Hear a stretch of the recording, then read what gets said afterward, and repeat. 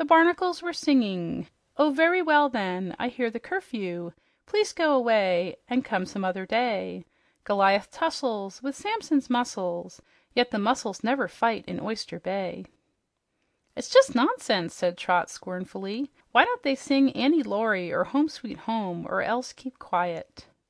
"Why, if they were quiet," replied Merla, "they wouldn't be singing barnacles." They now came to one of the avenues which led from the sea garden out into the broad ocean, and here two swordfishes were standing guard. "Is all quiet?" Merla asked them. "Just as usual, your highness," replied one of the guards. "Mummercubble was sick this morning and grunted dreadfully, but he's better now and has gone to sleep. King Anko has been stirring around some, but is now taking his after-dinner nap.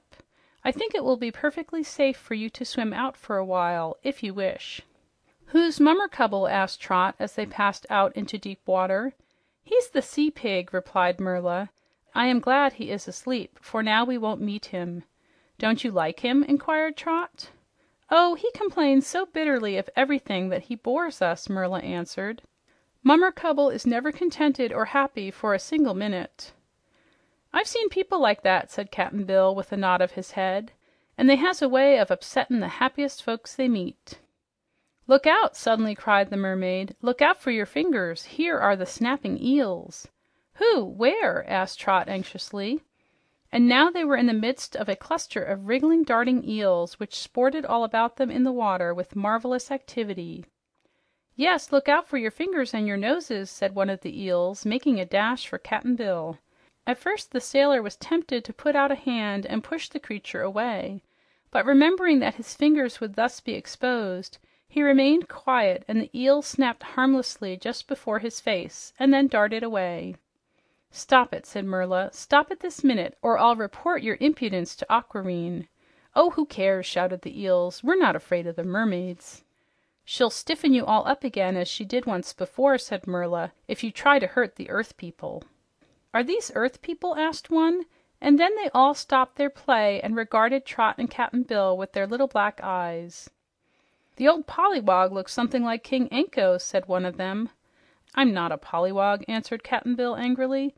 "I'm a respectable sailorman, and I'll have you treat me decent or I'll know why." "Sailor," said another. "That means to float on the water, not in it.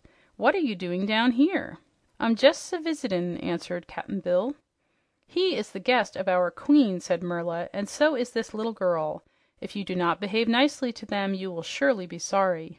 "Oh, that's all right," replied one of the biggest eels, wriggling around in a circle and then snapping at a companion, which as quickly snapped out of his way.